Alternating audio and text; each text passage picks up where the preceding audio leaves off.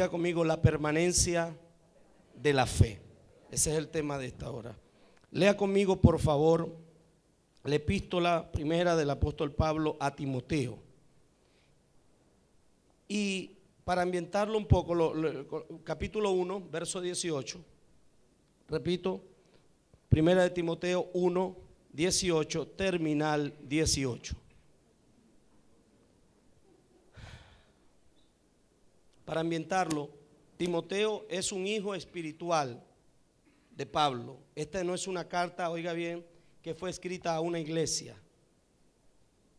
Estas cartas pastorales tienen una particularidad muy especial. Fueron cartas muy íntimas que luego se publicaron y se hicieron parte del canon de las escrituras. Pero esta es la carta de un padre para un hijo. ¿Cuántos son padres o madres aquí? ¿Verdad? Cuando un padre le habla a un hijo, hay varias formas que el padre se dirige al hijo. Pablo le está hablando a su hijo y le da un mandamiento. No es lo mismo que el padre te dé un consejo que te dé un mandamiento. Porque el mandamiento tiene más peso, tiene más carga que el consejo. El consejo tú tienes la elección de tomarlo o no. Pero el mandamiento no te queda otra opción, no es optativo, tienes que obedecerlo. Y esto que usted va a leer es un mandamiento de un padre espiritual, de un verdadero padre, de un verdadero apóstol del Señor a un hijo espiritual. Este mandamiento, hijo, mira cómo lo llama, no lo llama discípulo. Wow, no lo llama discípulo, no lo llama pastor. No lo llama evangelista. Más adelante le dice, haz obra de evangelista, cumple tu ministerio. Pero aquí lo llama hijo. Y le dice, hijo Timoteo, te encargo para que conforme a las profecías que se hicieron antes en cuanto a ti, o sea, las palabras que fueron habladas sobre Timoteo y que cargaron y marcaron la vida de Timoteo para siempre. Porque una palabra profética, aunque no se cumpla inmediatamente, te marca para siempre. Puede que tú no la obedezcas, pero esa palabra va a estar cargada allí y gravitando hasta que tú te tomes de ella y decidas obedecerla. Por eso María entendió y dijo, hágase con tu sierva conforme a tu palabra. María tenía que ponerse de acuerdo con la palabra profética, si no, no se hubiera cumplido. ¿Ok? Y dice, en cuanto a ti, milites por ellas la buena milicia. Milites por ella la buena milicia. Y mire lo que dice el 19. Manteniendo la fe y la buena conciencia. Por desecharla algunos naufragaron en cuanto a la fe. Entre ellos están Himeneo y Alejandro, a quienes entregué a Satanás para que aprendan a no blasfemar. Quiero que vaya conmigo a Lucas, también Lucas capítulo 8, vamos a leer algo allí. Y cuando, el Señor me dijo que trajera esta palabra y luego me llevó a Timoteo para hablar esto, yo dije, esto es Dios que quiere hablarnos. Aquí vemos el ejemplo bíblico.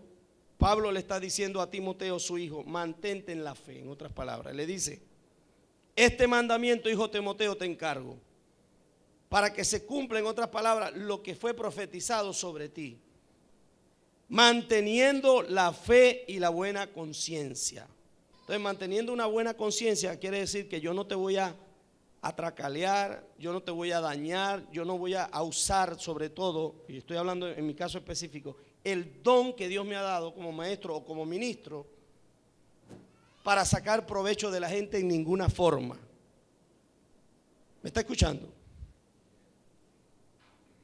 Porque hoy día eso está ocurriendo y hay muchos que se están desviando de la fe. Hace unos días, yo no soy religioso, pero lo que me asusta de esa expresión que algunos usan, yo no soy religioso, y no es mi caso, es cómo se desvían bajo ese concepto de no ser religioso, se desvían de los principios de la fe.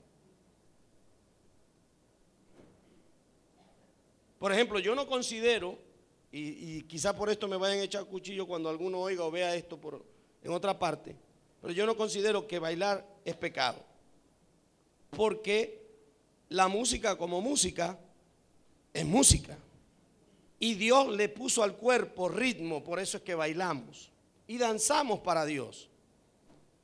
Ahora, si usted va a pulir hebillas,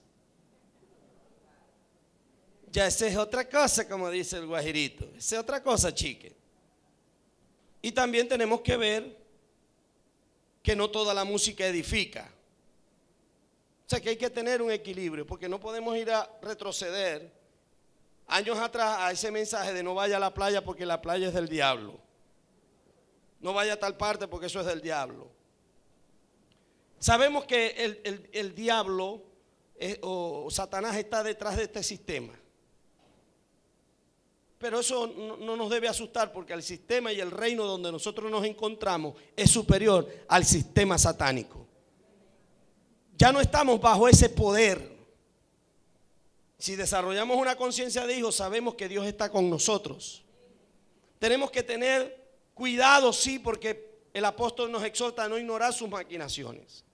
Pero tenemos que tener un equilibrio, porque si vamos a la escritura vemos que Jesús fue a una boda. Y en esa boda particular con la que comienza su ministerio, convirtió el agua en vino, el agua de la purificación, nada más y nada menos. El maestresala, cuando probó el vino, dijo que en esa boda se había hecho distinto a todas las demás bodas, porque siempre en las bodas comúnmente se dejaba el peor vino para lo último. O sea, se servía el primero y cuando la gente lo probaba, se embriagaban, y cuando ya estaban embriagados sacaban el buen vino, lo retiraban y traían cucuy.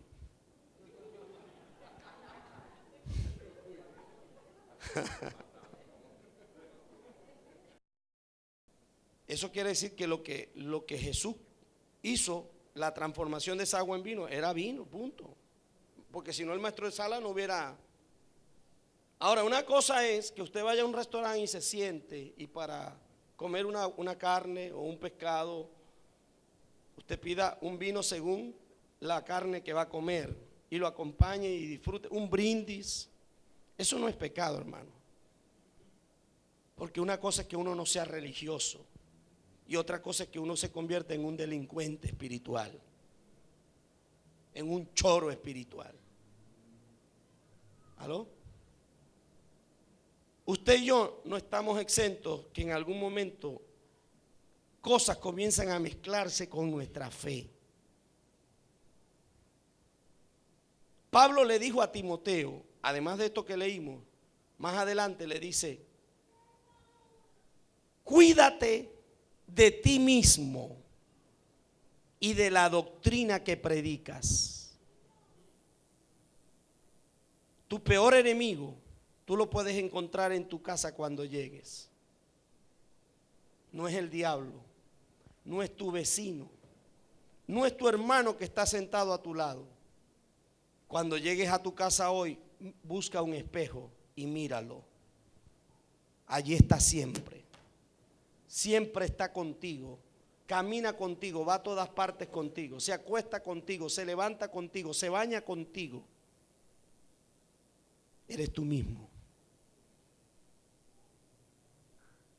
Porque cuántas veces suceden cosas en nuestra vida, que hay momentos de nuestra vida en donde alguien nos hizo algo que hizo que quitáramos la mirada de Jesús. Y aunque no nos descarriamos, como decimos nosotros, porque pensamos que el que se descarría es el que se va de la iglesia, y muchos, dice acá como, estos tipos tienen unos nombres más raros que yo ni me acuerdo ya. Himeneo, imagínate eso. No le vaya, por favor, no le ponga un nombre así a un muchacho. Himeneo. Y yo estoy hablando cara a cara. Porque la Biblia dice, oiga, el que piensa estar firme, mire que no caiga.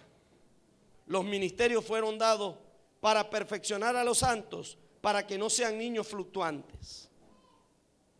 Que por doquiera, por todo viento de doctrina, por estrategia, dice Pablo, por estratagemas de hombre. La palabra griega que usa es kibeia, ¿Qué quiere decir? Trujanería. Pablo también dice que nosotros no somos de los que ministran la palabra de manera fraudulenta. Porque hay gente que hace fraude con la fe. De eso yo estoy muy claro. Eso no podemos tapar el sol con un dedo. Si usted va a madurar y usted va a seguir a Cristo, usted tiene que aprender estas dos cosas que yo le voy a enseñar ahorita. Uno, una cosa es un error. Una cosa es una falla. Todos los seres humanos en algún momento cometemos errores. Aún los pastores, aún los maestros, los ministros fallamos también. Pero una cosa es fallar el blanco, errar, pecar, y otra cosa es jugar con la fe. ¿Aló? Otra cosa es jugar con la fe, manipular. La permanencia de la fe.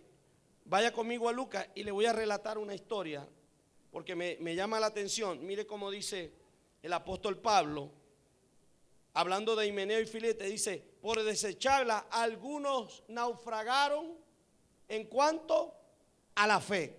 Dígale que está a su lado, no naufragues en la fe. Dice San Lucas o Lucas capítulo 8, verso 22. Aconteció un día que entró en una barca con sus discípulos, hablamos de Jesús, y les dijo: pasemos al otro lado. Diga, esto era una palabra profética. Y partieron, pero mientras navegaban, él se durmió y se desencadenó una tempestad de viento en el lago, y no era de Maracaibo, y se anegaban y peligraban. A ver, ¿cuántos han sentido alguna vez? A ver, ¿cuántos Dios le ha dado una palabra? Una palabra de conquista. ¿Cuántos han recibido una palabra que te dice vas a ser un empresario, vas a ser un conquistador, vas a viajar por las naciones? En el caso de los ministros, vas a ganar mucha gente, vas a levantar una empresa, vas a tener esto, vas a tenerlo. ¿A cuánto les gusta esa palabra? ¿Ah? Déjeme explicarle cómo es. La palabra profética es como una soga, es como una cuerda. Tú agarras una cuerda, una soga, y la lanzas, y el que está allá va a recibir la otra punta, ¿cierto? Tú te agarras de este lado, la sueltas, Dios te lanza la palabra, y Él está de este lado con la soga, y tú estás del otro lado, y cuando tú aceptas la palabra, te agarras también de la misma soga que Dios te tiró. Esa es la palabra. Cuando tú la agarras y te sostienes de ella todo el tiempo, Dios, desde que suelta la palabra, para Dios ya esa palabra está cumplida. Ahora tú te tienes que mantener creyendo la palabra e ir acortando los pasos con la soga hasta que llegue, hasta que el que te dio la palabra. Pero algunos, cuando la palabra se suelta, la atrapan, pero una vez que comienzan a haber dificultades y problemas alrededor, sueltan la soga. El Señor le dijo a Pedro: ven. Pedro le dijo: Señor, si eres tú, manda que yo vaya. Di la palabra. Jesús dijo la palabra: ven. Y Pedro comenzó a hacer algo sobrenatural. Diga, algo sobrenatural. ¿Qué es algo sobrenatural? Algo que rompe los límites humanos, que trasciende. Y comenzó a caminar sobre el agua. ¿Había oído usted alguna vez antes de Pedro a alguien caminar sobre el agua? A nadie. Le voy a decir algo que quizás nadie se lo había dicho. Pedro caminó sobre el agua antes que Jesús, porque Jesús caminó después. Él le dijo: ven, y Pedro salió caminando, y después Jesús vino al encuentro de Pedro. Pero Pedro, cuando vio los vientos que soplaban a su alrededor, comenzó a hundirse. Dice la Biblia, comenzó a hundirse. ¿Sabe por qué? Porque inicialmente él había puesto sus ojos en Jesús, pero luego quitó los ojos de Jesús. El autor a los Hebreos dice: puestos los ojos en Jesús, el autor y consumador de la fe. Usted quiere mantener una fe firme, tiene que mantener sus ojos puestos en Jesús. Esa lección yo se la enseño a toda persona que ha pasado por mis manos. para discipularla, lo primero que le enseño es eso. Yo voy a ser tu maestro, pero pon los ojos en Jesús. También ponlos en mí, porque yo estoy llamado a darte ejemplo. ¿Aló? Y hemos aprendido a lo largo de los años que el buen discípulo es el que aprende aún de los errores del maestro, pero no para copiar los errores, no para decir mi maestro falló en esto, yo también puedo fallar, no para tomar eso como una excusa, sino para ser mejor, para corregir, para no cometer los mismos errores. ¿Está siguiendo? Entonces, Pedro comienza a hundirse y Jesús le extiende la mano y lo levanta, pero luego los dos comienzan a caminar en el agua. Pedro volvió a caminar en el agua, subió al bote y yo no creo que Jesús lo cargó, porque cuando Dios te restaura, Dios te levanta para que sigas haciendo lo que Dios te llamó a hacer, porque los dones de Dios y el llamamiento de Dios es irrevocable. Entonces, tenemos que permanecer en la fe.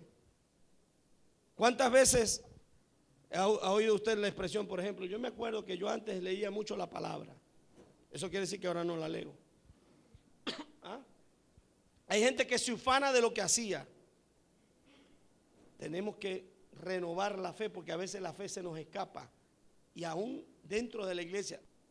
Porque el hecho de que tú estés en la iglesia y estés trabajando en la obra del Señor no te asegura que estés caminando en la fe.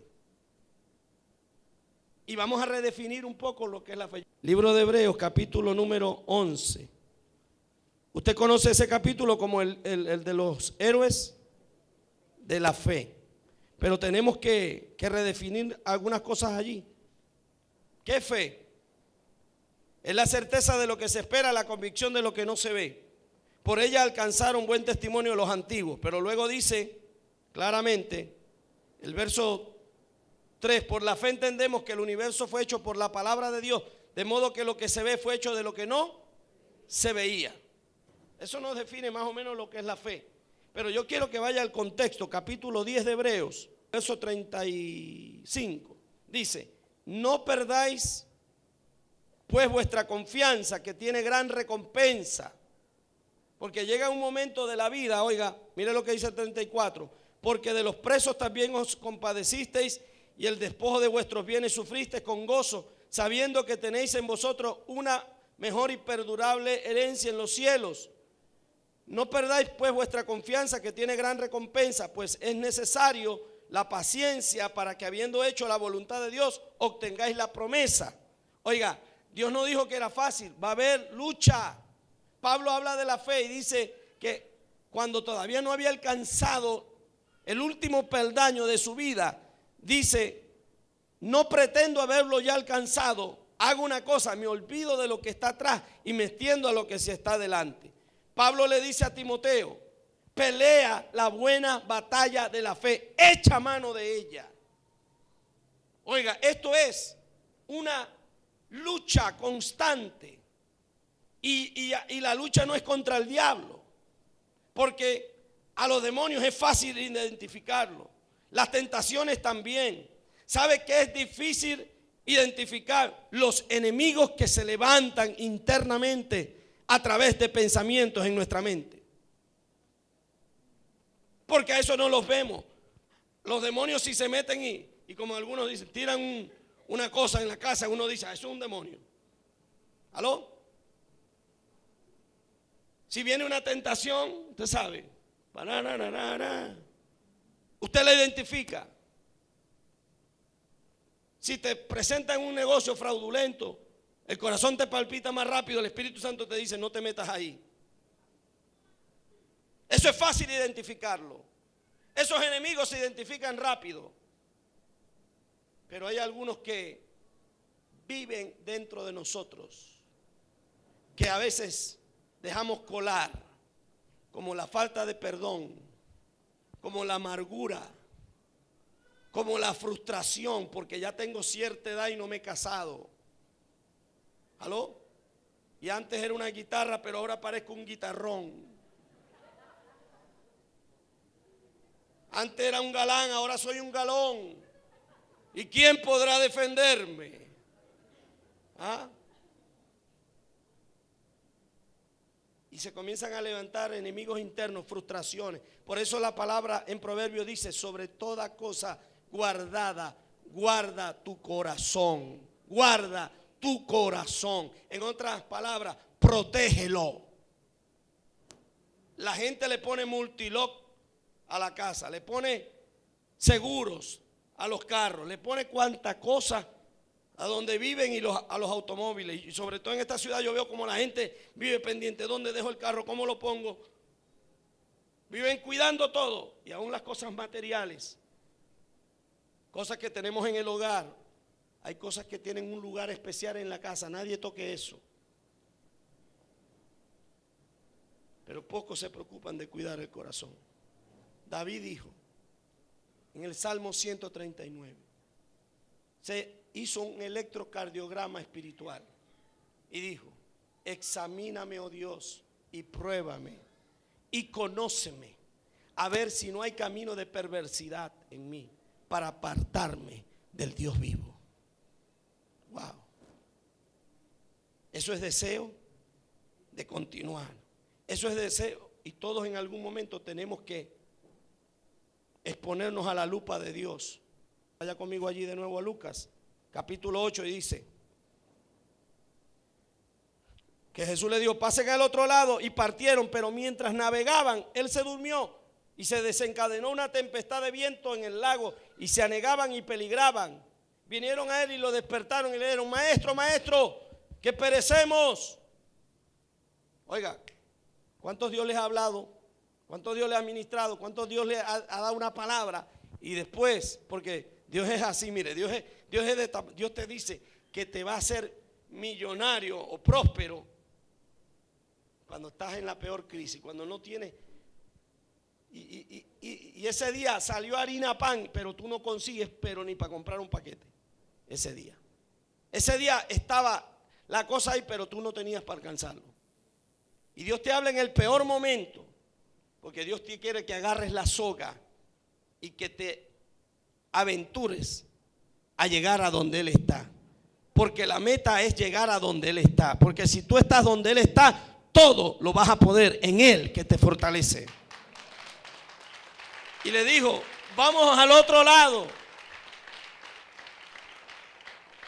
Yo he caminado en el ministerio y he visto tantas cosas que a veces han apagado mi fe. Yo no sé si te ha pasado a ti, pero yo lo he visto, malos testimonios, he visto cosas que yo jamás en mi vida pensé que yo iba a ver. Pero yo entendí que la fe es una batalla continua. Pablo lo dice así: la batalla de la fe. Dice a Timoteo: echa mano de ella, de la salvación, pero tienes que batallar todos los días. Porque hay cosas que van a venir a robar tu fe, van a venir a drenarla de alguna manera, van a venir a apagarla, a socavarla. Y si tú pones tu fe en el testimonio de alguien, no, pero es que, hermano, yo he visto líderes grandes caer, hombres de Dios tremendos caer, y las iglesias venirse al suelo. ¿Sabe por qué? Porque no edificaron sobre la roca, edificaron sobre el liderazgo humano, sobre el humanismo. Tu fe debe tener un solo fundamento: la palabra de Dios. Porque el cielo, la tierra van a pasar, pero la palabra de Dios no pasará. La palabra de Dios no pasará. Tú quieres que tus oraciones sean oídas en el cielo. Levanten la mano el que quiera que sus oraciones sean oídas. Persevera en la fe. En la fe en Cristo. Dice el apóstol: puesto los ojos en Jesús, el autor y el consumador de la fe. ¿Quién es el autor? El autor es el que comienza. El autor es el que le da origen a algo. El autor es el que le da vida a algo. Es el creativo. Es el que le da inicio. Pero el consumador es el que le da fin. Es el que lleva a cabo a feliz término. Es el que completa. Jesús no es solo el autor. Jesús también es el consumador. Jesús es el que nos da la vida, pero es el que nos lleva en el camino hasta que lleguemos a la consumación de nuestra fe. Por eso, si tú mantienes los ojos en Jesús, no te puedes desviar. Pablo le dice a Timoteo entonces, no te desvíes, cuídate de ti mismo y de lo que predicas. Porque algunos se van tras otras doctrinas. ¿Ah? Ahora hay gente que si uno no le dice, Hachén, Dios mío, si eres del diablo, si no le hablas en hebreo, en arameo, en jebuseo, en eteo y todo eso feo. Yo bendigo a Israel, yo amo a Israel, pero yo soy gentil, convertido al evangelio, lavado por la sangre de Cristo. Amo y bendigo a Israel, y la salvación vino por un judío. Amén. Pero nuestro cocher es pabellón criollo. Pabellón, como dice la... ¿Ah? O sea, no traspole la fe, porque entonces lo que estamos haciendo es transculturizando. ¿Aló? Transculturizando. Es como que usted se vaya para el Amazonas y le diga a los indios del Amazonas que se ponga un jean, que deje el guayuco, el cayuco, no sé cómo, el guayuco, y se ponga un jean. No. Dios se revela, se le reveló a cada uno de una forma distinta. Dios se revela en una forma particular a cada cual. Entonces a veces la fe, mire, dice que para que ya no seamos, Pablo dice que no seamos fluctuantes. Hay gente que fluctúa en la fe. Pablo lo sabía y le dijo, Timoteo, no te vayas a desviar en la doctrina. No sea que comenzaste predicando una cosa y termines predicando otra. Pero eso comienza cuando tú te cuidas el corazón.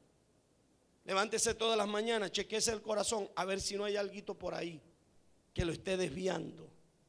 Un coqueteo con otra fe distinta a la que Pablo dice, si alguno les predica otro evangelio distinto al que yo les prediqué, ¿qué es? No lo suavice, hermano. Anatema, y anatema es maldito. Ahora, dice allí en la escritura que se desencadenó una tempestad de viento en el lago y se anegaban, peligraban, vinieron a él y lo despertaron. ¿Cuántos alguna vez han sentido en su vida espiritual que el Señor se quedó dormido? Jesús dijo, ¿cuántos quieren recibir respuesta a su oración? Si permanecéis en mí y mi palabra permanece en vosotros, pedid todo lo que queráis y os será hecho. Y os será hecho. ¿Sabe por qué muchos no reciben? Porque aún pidiendo, no piden creyendo. ¿Sabe cómo dice Jesús hablando de la fe? Si tuvieras la fe como un grano de mostaza, tú le dirías al monte, quítate y échate en el mar. Y si no dudares en tu corazón, porque el problema está en el corazón. Es como esto, usted, para los que hablan mucho, para los que son chismosos, usted a un chismoso le corta la lengua y le envía un Twitter. Lo tuitea. O lo pega y lo manda por Facebook. Porque el problema no está en la lengua, está en el corazón. ¿Ah? Entonces usted tiene que guardar su corazón, porque de él mana la vida. El Señor le dice, vinieron a él y lo despertaron y le dijeron, maestro, ¿qué pasa? Que perecemos. A veces vamos a ser nobles, vamos a ser reales. Cuando se despierta, reprende al viento y a las olas y le dice que cesaron y sobrevino la calma. Pero luego le hizo una pregunta a los discípulos, ¿dónde está vuestra fe? Porque es fácil creer cuando todo está chévere. Es fácil creer cuando todo sale bien. ¿Aló? Es fácil creer que vas a tener éxito cuando las cosas te están saliendo bien. Pero el Señor les dice, ¿dónde está vuestra fe? Y mire la respuesta. Atemorizados se maravillaban y decían unos a otros, ¿quién es este que aún los vientos y las aguas manda y lo obedecen? La pregunta que Dios te hace hoy es, ¿dónde está tu fe? ¿Hasta dónde tú le estás creyendo al Señor hoy? ¿Hasta dónde hoy tu fe es genuina? ¿Hasta dónde sigues perseverando en la fe? Porque no es solo venir a congregarte, hermano. Es vivir la vida de Dios en tu vida. Es dejar que Dios viva a través de ti. Usted sabe lo que va a ocurrir cuando usted activa la fe. ¿Ah? Ya usted no va a venir a un culto, usted no va a venir a una reunión, usted no va a venir a un servicio más. Usted va a venir activado para activar a otros, hacer milagros. Porque cuando usted deja que su fe se diluya, ¿qué pasa? No ora por nadie. Se convierte en el hermano, oren por mí. ¿Aló? El hermano, oren por mí, es el hermano que perdió la fe. Porque cuando tú tienes fe, tú no dices, oren por mí. Usted dice, pastor, vamos a orar por esto. Vamos a ponernos de acuerdo. Es distinto que tú busques al pastor para que te apoye en una oración que para que haga una oración por ti. Y nosotros estamos claros como ministros que nuestro trabajo muchas veces gran parte de nuestro trabajo es animar a la gente. Yo le pregunté un día, Señor, ¿por qué ministrar? ¿Para qué pastorear? ¿Para qué otra iglesia? ¿Por qué? Porque hay gente que necesita que se le repitan las mismas cosas. Pablo lo dijo a los corintios. Le dijo que es necesario volveros a enseñar las mismas cosas. Y le digo, para vosotros es seguro. Porque a veces la gente se le olvida. ¿No ha oído la frase? Por sabidas se callan y por calladas se olvidan. Cuando usted ha sido fiel a Dios en su fe, cuando usted ha perseverado y le ha creído a Dios, se levantan los terremotos, se levantan los maremotos, se levantan las tempestades.